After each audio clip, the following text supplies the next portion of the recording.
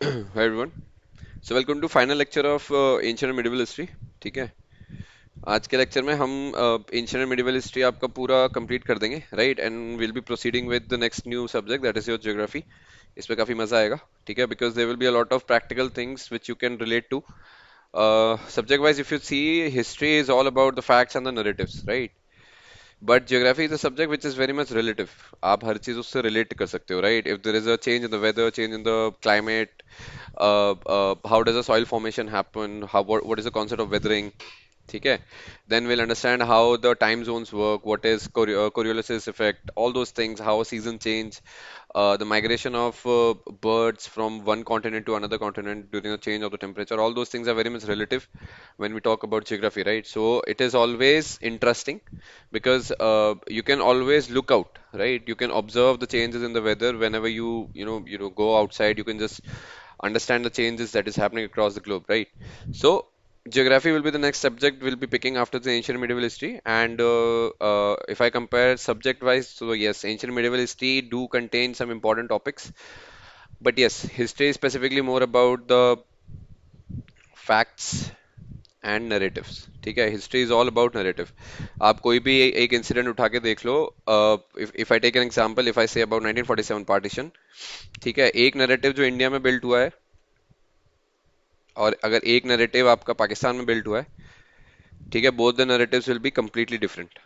ठीक है. That's how the history can be manipulative. You can manipulate history as per your own narrative builds it, right? Now, so this is all about the subject comparison. ठीक है. थोड़ा बहुत एक highlight देना जरूरी था because every subject requires their own concept clarity and approach on कि आप कैसे सब्जेक्ट को अप्रोच करोगे, how you're gonna study it.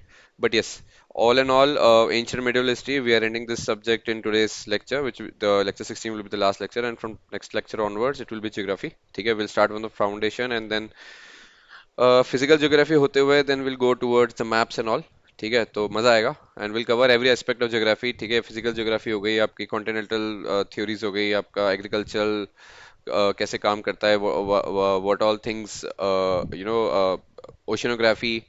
आपका एक कॉन्सेप्ट हम पढ़ेंगे, ओशनोग्राफी. ओशनो sorry oceanography. ठीक है. Then will study climatology, right, geomorphology. All these subjects, मतलब it's like a sub part of geography. तो थोड़ा थोड़ा कुछ ना कुछ हम समझेंगे and then it will be a very interesting subject because geography really it excites you, right? So now coming back to today's lecture, lecture 16 will be the last lecture of ancient medieval history and we'll be specifically talking about the two topics that are remaining. First is your Behmani kingdom, built up in 1347, and the last is your Vijayanagar kingdom, 1336, right? Before this, till lecture 15 हमने सारा Mughal dynasty पढ़ लिया, हमने औरंगजेब के बारे में पढ़ लिया, हमने सूर्य एम्पायर के बारे में पढ़ लिया. ऑल दो things were covered and eventually Mughal dynasty आपका औरंगजेब के बाद से डिक्लाइन पे आ गई थी. तो it doesn't hold that much of a ground क्योंकि उसके बाद जो आपका मुगल डायनेसिटी का जो डिक्लाइन था, ठीक है, it can be correlated to the modern history topic. कैसे? क्योंकि बहादुर शाह और आपका मेरठ म्यूटिनी आप कह लो, बिकॉज उस टाइम पे the Europeans were very much, मतलब यूरोपियंस जो इंडिया में अपना गुड फोर्टे बना चुके थे, राइट? सो उस टाइम पे जो आपके मुगल एम्प्रेस है, they were not very powerful, they were very, I mean, they were weak characters and they were more into the leisure and the pleasure, ठीक है, of their density and the power that they hold, right? But yes, Aurangzeb के बाद आपके जो भी dynasty के rulers थे, they were not very powerful and eventually वो एंशियंट मिडिवल हिस्ट्री का पार्ट धीरे धीरे मॉडर्न हिस्ट्री में कन्वर्ट हो जाता है, जहाँ पे यूरोपियंस आते हैं, सेटल होते हैं, and then from there your modern history start होती है आपकी, मतलब ऑनसेट ऑफ यूरोपियन से and then towards 1947 and the independence. ठीक है. तो पूरा का पूरा ऐसे एक चार्ट बना सकते हो आप. You have your ancient, you have your medieval, you have your modern history. ठीक है. हिस्ट्री में एक सब्जेक्ट बचता है, that is your world history. ठीक है. उसको भी हम कवर कर लेंगे but first the important subject needs to be covered. ठीक है. So now coming back to the Behmani kingdom 1347, ठीक है, and Vijayanagar kingdom of 1336, right? Now some facts about Behmani kingdom. The founder was Alauddin Behman Shah, ठीक है। जो Alauddin behman Shah था, मतलब वो बंदा ना बेसिकली एक नोबेल लॉरिएट भी था, नॉट नोबेल लॉरिएट बट एक नोबल था in the court of Mohammad bin Tughlaq. तो तुगलक डायनेसिटी के अंदर ये जो बंदा था अलाउद्दीन behman शाह, ये एक कोर्ट का नोबेल था। जैसे अकबर के केस में यू हैड ज्वेल्स 9 ज्वेल्स, है ना। तो ऐसे ही हर डायनेसिटी और हर किंग या रूलर के कोर्ट में अलग अलग एक्सपीरियंसेस के बंदे या अलग अलग बैकग्राउंड के बंदे नोबेल्स होते हैं, ठीक है। तो उनसे वो सजेशंस ले सकता है या अपना ओपिनियन साझा कर सकता है, राइट। दो Alauddin behman Shah was the noble of Mohammad bin Tughlaq court, ठीक है। फाउंडेशन इसने रखी अलाउद्दीन behman शाह, बट जो मेन बंदा था behmani किंगडम में, it was Firoz Shah behman, ठीक है। Firoz Shah behman, right. So Firoz Shah Behman was very important ruler of Behmani kingdom, who expanded the Behmani kingdom by defeating the Vijayanagar ruler of Dev Raya II. Dev Raya II, ठीक है। तो Behmani kingdom का expansion जो possible हुआ था वो Firoz Shah behman के through हुआ था, because he eventually defeated the ruler of Vijayanagar empire, specifically Deva Raya second, ठीक है। इन behmani kingdom the most outstanding personality of behmani kingdom was Mohammad Gawan, ठीक है। Mahmud Gawan, right, who was the वजीर ऑफ द किंगडम। वजीर इज लाइक सेनापति टाइप कह लो, ठीक है। During the tenure of Mahmud Gawan behmani kingdom progressed, but during the tenure of Mohammad Shah second, जो उसके बाद आया, उसने महमूद गवान को फॉल्स केस के अंदर फॉल्स चार्जेस के बेसिस पे उसको एग्जीक्यूट करा दिया, ठीक है। So during the tenure of Mohammad Shah two executed Mahmud Gawan on the false charges, and eventually it led to the decline of behmani kingdom।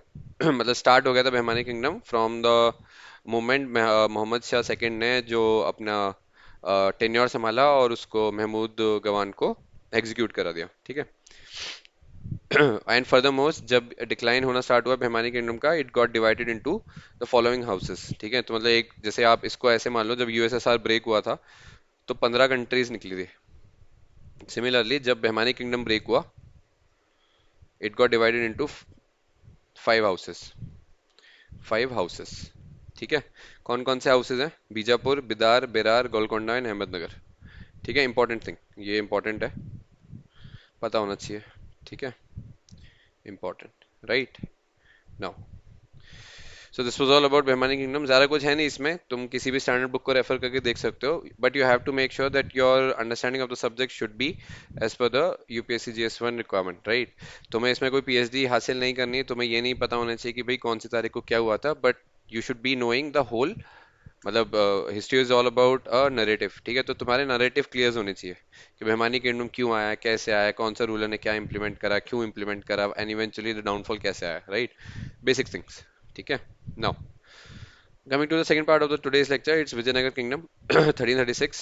The founder of Vijayanagar Kingdom was Harihara, Hari, Hari, ठीक है। The founder was Harihara and Bukka Raya, Bukka, Bukka Raya, ठीक है। And they both were held by their guru whose name was Madhav Dev Raya, Madhav Dev Raya, ठीक है। In between 1336 and 1640, four dynasties rule in Vijayanagar Empire. ठीक है, they were Sangam, Suluvu, Tuluvu, and Aravidu. Aravidu dynasties. So these are the four dynasties which eventually ruled the Vijayanagar area. ठीक है। And during the tenure of Vijayanagar kingdom, मतलब जब Vijayanagar kingdom अच्छा खासा establish हो गया था, there were multiple travellers across the world who came. मतलब होता क्या है कि ट्रैवलर्स जब किसी भी कंट्री में जाते हैं तो वहाँ का जो डायनेसिटी का रूलर होता है उसके कोर्ट में जाके उनको बताना होता है कि हम आए हैं इस फलाना फलाना कंट्री से, we are here to explore the trade route, और we are here to understand how your civilisation work, we are here to understand your culture, all of these things, right? So some important travelers name who visited Vijayanagar kingdom and their nationality is mentioned here, right? For example, Abdul Razak, he was from Samarkand, which is known as Persia, ठीक है। The second is Niccolo Conti, Italian. Fernan Nunes, N-U-N-I-Z. He is Portuguese. Domingo Pace. D-O-M-O-N-G-O. Pace. Portuguese. Diurto Barbosa. D-U-E-R-T-E. Diurte Barbosa. B-A-R-B-O-S-S-A. He was also Portuguese. And Nikitin. N-I-K-A Nikitin. He was from Russia. ठीक है. Now, just like Behmani kingdom had very important ruler, जो कि था महमूद गवान. Vijayanagar kingdom के अंदर भी there was one person who was very much like who was a very important ruler of Vijayanagar empire, and his name was Krishna Dev Raya. ठीक है. कृष्ण देव राया. ठीक है. तो most important ruler of Vijayanagar empire was Krishnadeva Raya, जिसका टेन्योर था 1509 से लेकर 1529 तक, and he belong from Tuluva dynasty. Let me just highlight this. Tuluva dynasty, Krishnadeva Raya, 1509-1529. ठीक है. कौन सी डायनेसिटी से बिलोंग करता है Tuluva? And we already have discuss कि देयर वर 4 डायनेसिटीज जिन्होंने विजयनगर को रूल करा. संगम, सुलुवा, तुलुवा एंड अराविडू. ठीक है. So basically Krishnadev Raya was the contemporary of Mughal ruler Babur. ठीक है. Babur in his biography Tuzak-e-Babri. Tuzak-e-Babri. B-A-B-A-R-I. ठीक है. T-U-Z-K है. ठीक है. So Babur in his biography Tuzak-e-Babri wrote that the Krishnadev Raya was the most powerful and the most respectful ruler of India. Very important point. ठीक है. Krishnadev Raya was the most enlightened ruler as well in the entire medieval Indian history. How can we conclude that? Because जब इसने एक war लड़ी, तो rather than annexing that area to Tuluva dynasty, उसने जो rightful heir था, जो next in kin होता है, ठीक है, जो कि संभालता है गद्दी को, उसको properly establish करा, right? He reinstated the rightful heir to the Bijapur throne, even when he had the opportunity to, even when he had the opportunity of annexing it, ठीक है. So this shows that why he was considered as to be the greatest ruler of Indian medieval history. ठीक है. After this incident, when he reinstated the rightful heir to the Bijapur throne, he came to be known as Yavan Samrat Sthapanacharya. ठीक है. Y-A-V-A-N-N-A. Yavana Samrat Sthapanacharya. ठीक है. So after this incident, Krishnadev Raya came to be known as Yavan Samrat Sthapanacharya. ठीक है. Krishnadev Raya Krishnadev Raya was very deeply religious, but he was secular also. And in his orientation, matlab, he made sure that a large number of Muslims were employed in his court and army. So basically, he was very secular also in nature. ठीक है. Secular, and he employed large number of Muslims in his court and army. ठीक है. He also patronized the Vijayanagar style of art, temple art. ये तुम art and culture वाला subject से देख सकते हो. Vijayanagar style of temple creation हमने डिस्कस करा है. So Krishnadev Raya was the one who patronized the Vijayanagar style of temple art. ठीक है. Some important places that he constructed, Krishnadev Raya, he constructed Veerbhadra temple, Hazar Ramaswamy temple. ठीक है. Very two important temple places which was constructed by Krishnadev Raya. Krishnadev Raya was also one of the finest patronizers of literature. He himself was a great scholar of Sanskrit and Telugu. ठीक है.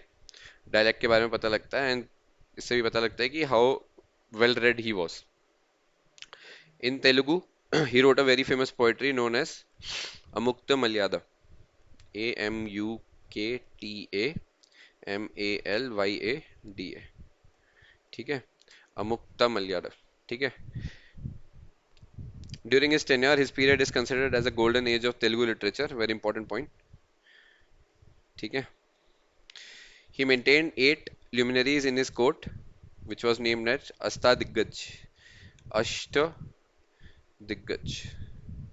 So Ashta means 8, and Diggaj is all those people who are very much experienced in their own relative fields, right? So court का नाम था Ashtadiggaj, which included the very famous Tenali Raman and Pedanna. Tenali Raman, हम में से कई लोगों ने ये कार्टून भी देखा होगा, तेनाली रामा.